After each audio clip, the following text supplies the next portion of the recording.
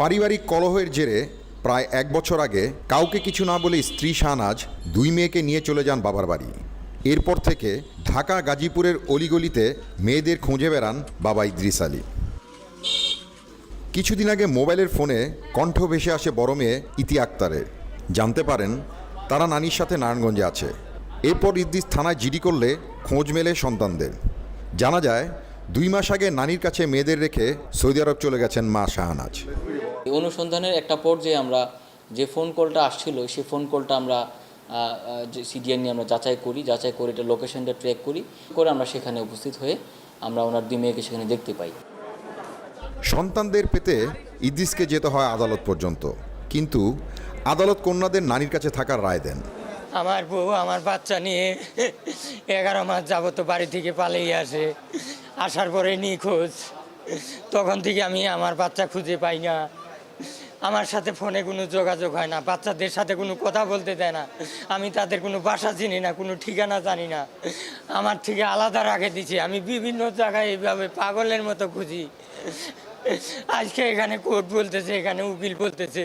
আমি বললে 1.5-2 বছর থেকে তাদের খোঁজ খবর নেই না, খাওয়া খরচ দেখাশোনা হ্যান ত্যান করি না। এগুলা সম্পূর্ণ মিথ্যা এগুলা। আমার মেয়েগুলাকে এগুলা সম্পূর্ণ ভুল কথা বলাই, কথা বলাই, ভয় টয় দেখায়া বিভিন্ন মিথ্যা কথা বলাচ্ছে তারা। ওর বাপে কোনো খোঁজ খবর নেয় না। এখন ছোট আছে মেয়েরা, বড় হোক, বড় হইলে ওনার মেয়ে ওনার কাছে দিয়ে দিব। আমি আর বিয়া শাদী দিতে পারবো না।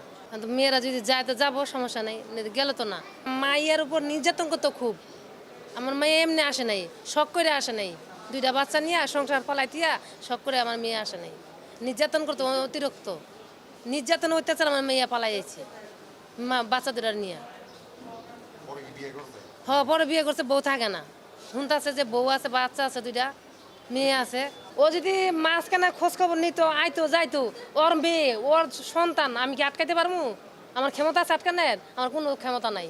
ও যদি আসা দেখাশোনা করতো, দায়িত্বটা নিত, কিছু খরচপাতি দিত, আমিও একটা হেল্প পাইতাম। আমি একলা হাতে কাজ করি, ওর মাথায় 2 জন হইলো গেল।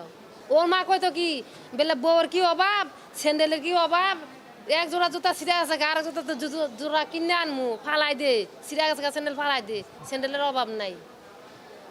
মা বোনের কথা বেশি শুনতো।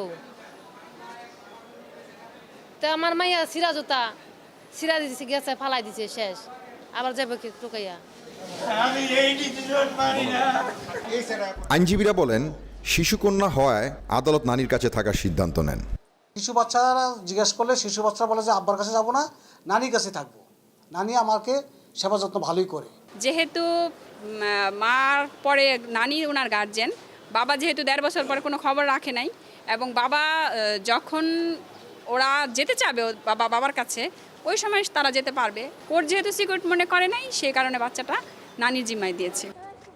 আহসান সাদিক, চ্যানেল 24, নারায়ণগঞ্জ।